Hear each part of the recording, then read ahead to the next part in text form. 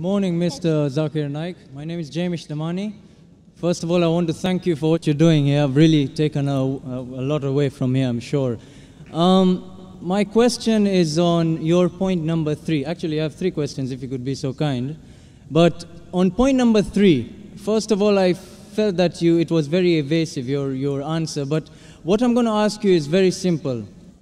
When you talk about terrorism, when you talk about Islam, now this is a very simple, straightforward question. I hope I can get a straightforward answer.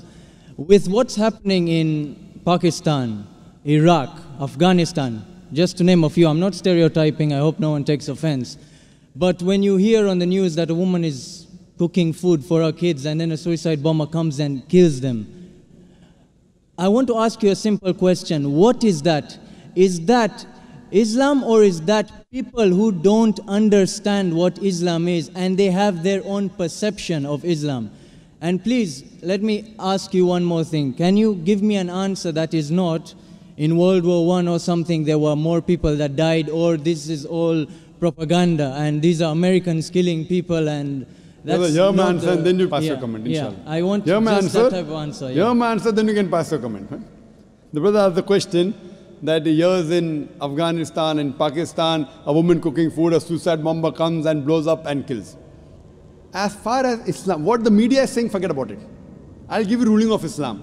Whether what the media says right or wrong. Quran says in Surah Ma'idah, chapter number 5, verse number 32, if anyone kills any other human being, unless it be for murder or for spreading corruption in the land, it is as though he has killed the whole of humanity.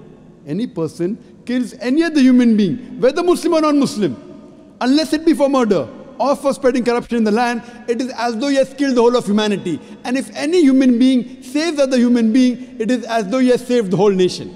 So according to the Quran, killing any single innocent human being is prohibited. If a suicide bomber comes and kills a woman who's cooking, she's innocent, it is 100% prohibited, whether done in Pakistan or Afghanistan or America or Dubai. Is the answer clear? Okay. 100% wrong. Whoever's doing it, whether namesake Muslim or American or propaganda, whoever's doing it, it is totally prohibited. Okay. Fine, so is it clear answer? That is clear. 100% clear? 100%. Whether you do, anyone does. Is wrong, yeah? 100% wrong. It is as though he has killed the whole of humanity. There is no other scripture that I know of today.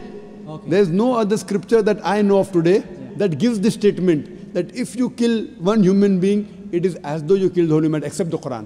There is no other scripture that I know which says that if you save one human being, you have saved the whole of humanity. No other scripture. Perfect. Now, can I ask you something? Yes, you You've are told most me welcome. this is wrong, yeah? 100% wrong. Fine. Now, why are you here? The way I look at it, all of these are innocent, loving people here. Why isn't this convention somewhere like Afghanistan and Pakistan trying to teach people that what they are doing is not Islam and is just some brainwashed chaos? And that they're going to go to hell and they're not going to go to heaven for killing innocent people, for the 9/11 attacks, for the London bombings. Innocent people died. If I don't like you and I kill you, it's more justified than if I don't like somebody, if I don't like Jews and I go and kill innocent Americans with families. Why don't you go and educate these people and have a better cause rather than converting 4 or 5 people here? And save thousands of lives. Brother has asked a very good question. He is telling me, why don't I go to Pakistan, to Afghanistan and spread this message and prevent this? Brother, I go every day, even now I'm going there. I'm on the satellite. We have Peace TV reaching 100 million people. This is how much? That's what I wanted to hear. This is 20,000-30,000 people. The audience here will be 20,000-30,000 people, not more than that. You see the recording. Why do the recording? So that I can go to Pakistan, I can go to Afghanistan, I can go to even America. And my lectures on jihad and terrorism, the maximum viewership, it has got more than 100 million people. And it is meant for the full world. I'm giving here, it is being recorded, being telecast. The thing is, I cannot force anyone at the point of the sword accept my message. Can I force you? Am I forcing you? Yeah. Am I forcing you to accept my message? No, you're not forcing. How can I force the people of Pakistan? How can I force the people of Afghanistan? At the same time, I also tell the innocent people being killed, I agree with you. What's the numbers? You said, 4 or 5 people converting here. is better than telling that. My job is to deliver the message. فَذَكِّرْ إِنَّمَا أَنْتَ مُذَكِّرٌ. Mentioned in the Quran, Surah Ghashiyah, chapter 88, verse number 21-22. Our job is to deliver the message. We can't convert hearts. Allah told the Prophet, you are not the manager of affairs. It is Allah who gives the hidayah. I can talk. I cannot convert. It is Almighty God who converts. I can talk. Whether they understand or not in Pakistan, it is Almighty God. Coming to a basic question. According to me, you should see my cassette. Is terrorism Muslim monopoly? Is terrorism Muslim monopoly? If you see that cassette, your mind, your vision of terrorism will improve. Time does not permit me to give a talk here again, but I'll tell you for sure. According to me, the terrorists are mainly the politicians. It is they who create this. You go anywhere, you know in India, all the riots that took place, indirectly or directly, it's the politician. Babri Masjid. Why did Babri Masjid riot take place? Why? Because the politicians. Gujarat riot, politicians. What happened about 9/11? See my cassette. It was an inside job. According to 72 scientists of America, they say 9/11 cannot be done by 19 Arabs. It's impossible. It was inside job. 72 scientists of America, not Zakir Naik. Inside job. Who did it? George Bush. Okay, Afghanistan. Wait, let me complete my answer. Afghanistan. Thousands of people being killed. They are sending cluster bombs. Cowards there. Thousands of people. You are talking about suicide bomb? That is haram. I am not condoning it, I am condemning it. But the bigger thing to be condemned is the Americans sending their fighters in Afghanistan, killing thousands of people. In Iraq, killing thousands of people. Saddam Hussein. I am not a fan of Saddam Hussein. He has done mistakes. The people of Iraq, they were fed up of Saddam Hussein. But after America came there, they are more fed up of the American than Saddam Hussein. That does not justify, just because Saddam Hussein was bad, that does not justify America to come and take over Iraq. Why are they doing it? For the money, for the oil. What is the main interest? Is the oil. Who created Taliban? When Russia came, the Americans supported the Afghans, created Taliban. Now they want to take over, they're fighting back. Who is the creation? Americans. The biggest terrorist, according to me, in this history, George Bush. Now he's no longer there. George Bush, number one. I'm with you on that. Sorry? I'm with you on that. You're with me on that. So I'm also going to America. I'm even going to America live and on satellite, giving the message to Americans. I was the first person that I know of in the public after 9/11 in Australia. I said, I'm a fundamentalist and I consider George Bush to be the biggest terrorist. It came at headlines. In December 2001, when I gave a talk in Australia, when the Consul General asked me that what do you consider, who's a terrorist? I said George Bush number one. It came as headline, Dr. Zakir calls himself a fundamentalist and considers George Bush to be terrorist number one. Now every Tom, Dick and Harry is calling him a terrorist. At that time, no one had the guts. What we realized, we are speaking the truth. Now whether George Bush, many people say, when I gave a talk in London on terrorism, very good talk, people enjoyed. A youngster comes and says, death to George Bush, death to George Bush. Full talk of mine gone. Our beloved Prophet Muhammad Sallallahu Alaihi Wasallam, there were two staunchest enemies of Islam. Both were called Umarain. The Prophet prayed to Allah that give hidayah to one of these two Umar. And Umar bin Khattab, may Allah be pleased with him, who was the second caliph of Islam. Allah gave hidayah, who was the staunchest enemy of Islam, became the staunchest supporter. Therefore I said, may Allah give hidayah to George Bush. I cannot. I can speak. I cannot give hidayah. I can tell him what he's doing is wrong. I don't want to kill him. I want him to accept Islam. Killing is useless. What's the use of killing? Accepting is better. So that's the reason we are giving the message. Those whose hearts are opening, they're accepting. Inshallah, God will open your heart also one day. So when God opens your heart one day, I cannot do it. I can give the message. I can't force you. Unless God gives you, unless you strive. If you strive, God will help you. If you don't strive, your heart will not be opened. Some people ask questions only for questioning. Arey question puchne ka hai. But the true gentleman, marat ka bachcha wo hai, when he gets the answer, he accepts it. People just ask for questioning. Why question puchne ke liye? You spoke very loudly. I am asking you, I gave a speech. I said so many things. Do you agree with it or not? Yes, I agree with it. Are you a Hindu? I'm actually your favorite. I'm an atheist. Atheist, That's what I mashallah. heard you enjoy. You're atheist. You're my favorite. No, I'm not your friend, but I was told that you like having debates with such. Yes, atheist. Okay, brother, you're an atheist. Fine. I would like to congratulate you. You'd like to what? I would like to congratulate you. You know why? Why? The reason I congratulate you because all the others, all the human beings, they're blindly following. Father is a Christian, so son is a Christian. His parents are Hindu, he's a Hindu. Many of the Muslim parents are Muslims. You are thinking. I don't know if their father was atheist. Father was atheist? No. Ah, good. So you're thinking. These are the people, they worship this Almighty God who falls down and breaks. So you are thinking. And the reason I congratulate you is because you have said the first part of the Islamic Shahada, La ilaha, there is no God. You have already said half the kalma. But not the second part. They have said the full kalma. You are half Muslim now. Atheist means half kalma, you know, La ilaha. Only thing you have to do is illallah but Allah, which I shall do inshallah. I am congratulating you because you have agreed to the other people who believe in wrong gods. First I have to spend half my time in trying to convince them the God you are worshipping is wrong. You have already agreed there is no God. Only thing I have to do is prove to you about Allah, which I shall do inshallah. Brother, suppose there is equipment which is bought. Equipment is bought in front of you. No one in the world has ever seen. No human being has seen is bought in front of you. And if I ask you the question, who is the first person who will be able to tell you the mechanism of that equipment? I've heard this speech and it's the creator. It's the creator. So the creator of that equipment will be the first person who will be able to tell you the mechanism of that object. You may say creator, you may say manufacturer, you may say inventor, you may say maker, whatever it is, somewhat similar. Now I'm asking you a question. How did this universe come into existence? How did this universe come into existence? You are going to now mention the Big Bang and all No, of I'm that. asking you. Yeah. Don't tell me what I'm going to mention. I Well, want to know what is the... If you want No, to- you are... I'm asking you according to your knowledge. No, the thing is, I've actually heard this speech before. I'm Fine. actually a good fan of yours, you know that? MashaAllah, you're a good fan. Good fan, theoretical or practical? If you're a Theoretical practical and fan, practical. you will follow. If I'm wrong, you correct me. If I'm right, you join me. No, I only learnt about you about 2 weeks back, actually. Fine. So in 2 weeks, you became a great fan. MashaAllah, I'm very happy about it.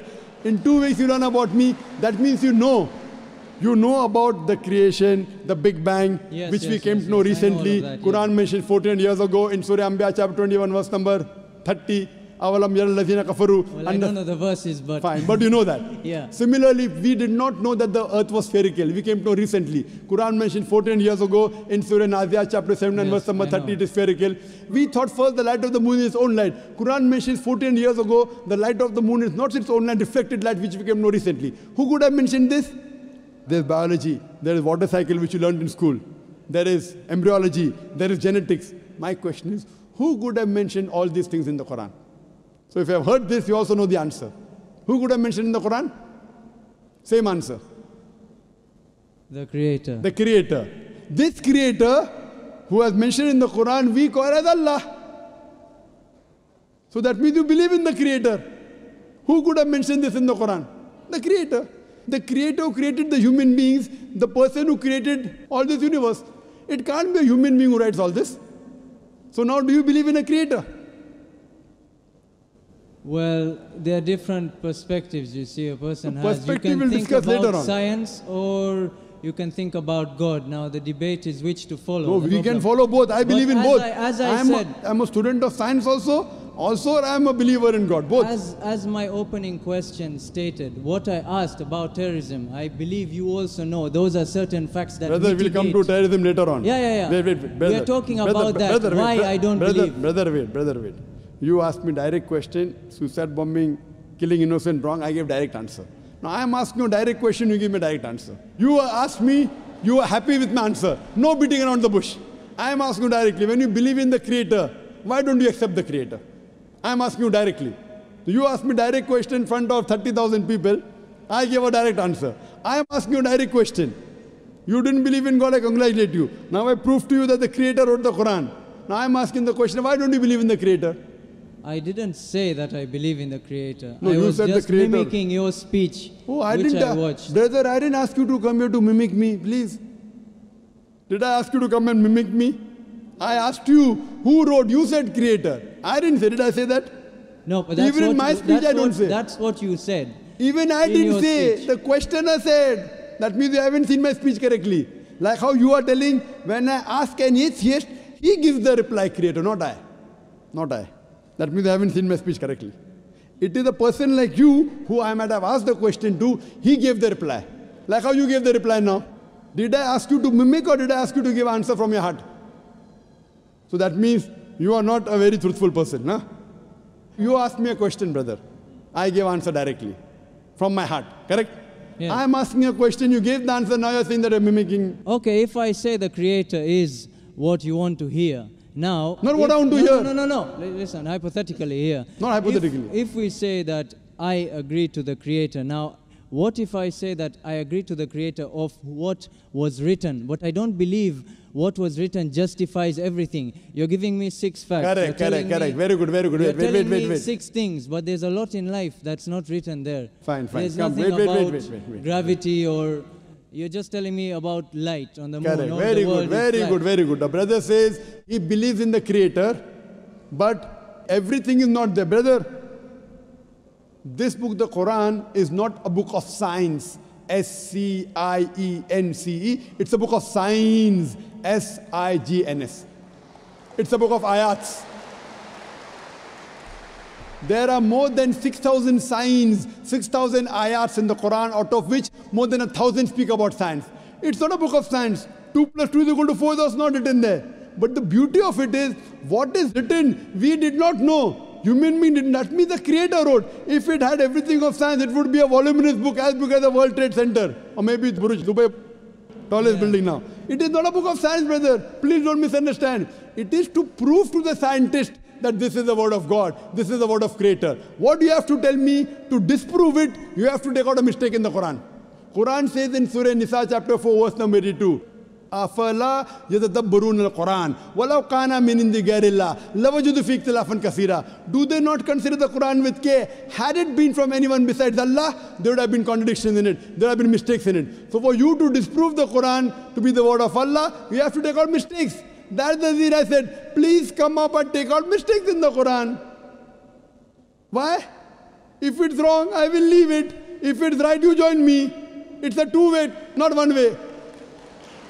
But how old is the Quran? I don't exactly know. How old the Quran is approximately 1400 years old. Okay, and how long have human beings existed on this planet? Human beings in millions of years.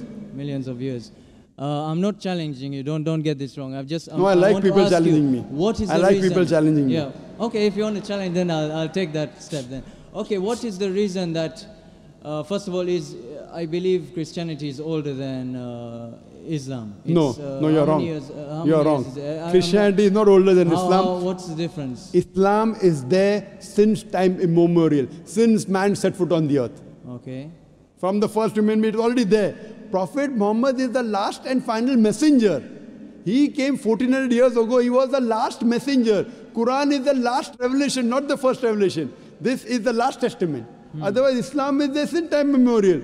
Isa alayhi salam, Jesus Christ, was a Muslim according to the Quran. Abraham was a Muslim according to the Quran. Peace be upon them all. So Islam means peace acquired by submitting our will to Almighty God. It is there since time immemorial. Okay, so getting to the point, I asked you the time scale that the Quran has existed and the time scale of human beings. After you not time scale of Quran. Islam is there since time immemorial. Yeah, no, of the Quran, the book, Quran. The holy book. Not Islam. We can say Islam existed forever. But why was the Quran placed on earth afterwards? Very good question. And I also wanted to ask you something I always wanted to know about. That is the Darwin's theory of evolution. I know there's a lot of controversy on that, but why do you believe in evolution, or you believe man was placed directly? And the whole thing of apes, the science that has proved that human beings emanated from apes, do you agree with that? Brothers asked 2 questions that science... 2 questions, sorry about that. No problem. 2 questions. Do you believe in Darwin's theory? Science has proved that human beings have been evoluted from ape? Do you believe that human beings are placed? And second question, why was Quran revealed 14 years back? Why not before? Two questions. Regarding a correction in your question, science hasn't proved that human beings have been evolved from ape. It is Darwin's theory, not Darwin's fact. It's a theory. There is no book today. There is no book today on the face of the earth which says the fact of evolution.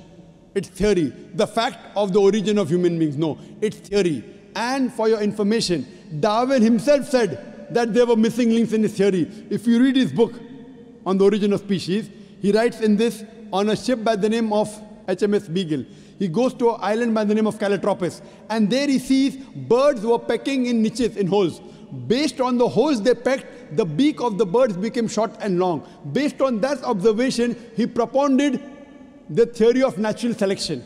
He wrote a letter to his friend Thomas Thumpton in 1861 that I have no proof for my theory of evolution, but because it helps me in giving replies to embryology, to genetics, that's the reason I'm propounding. He had no proof on it. That's the reason in our school, to joke around, we used to say, if you were present at Darwin's time, Darwin would have been proved right. Trying to insinuate, I'm telling my colleague, he's an ape, he's a monkey. There were missing links. Furthermore, all the three stages today, science and advance, we have come to know that the first stage, the Australopithecus and the Iceman. The next stage that we have, Neanderthal man, Cro-Magnon. All these stages that we have today of the human being that we found, there's no link between them.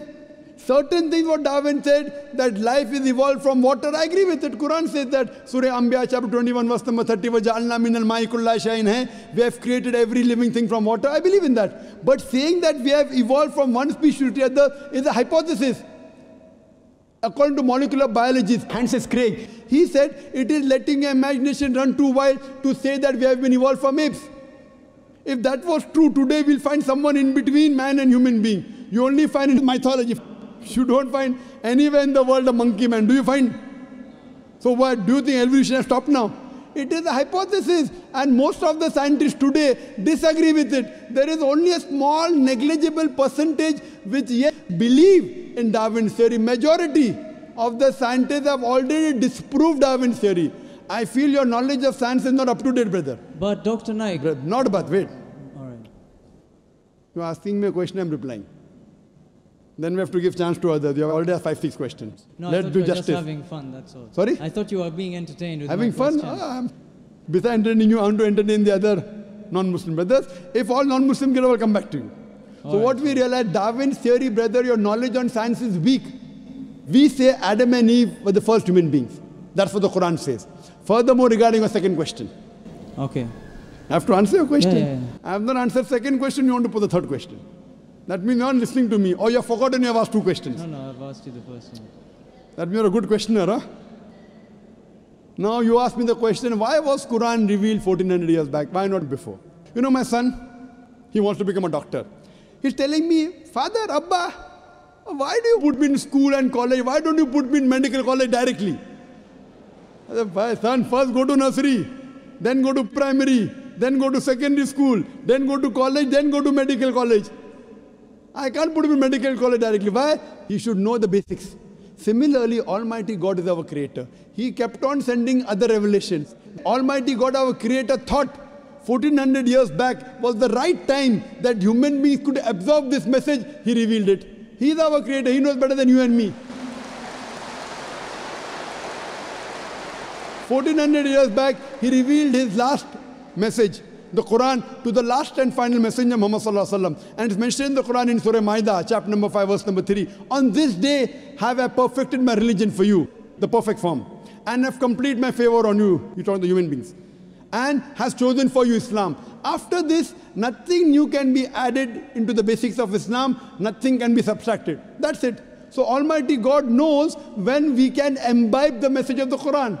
And this is the last testament, last messenger, Prophet Muhammad. No other messenger will come after this. Hope this answers your question. And I hope that you even accept, besides being my fan, you also accept my teachings, inshallah. Maybe next time when you come here. Maybe next time. You tell me I'll come again tomorrow. I'm flying tomorrow. I'll come back fast for you alone.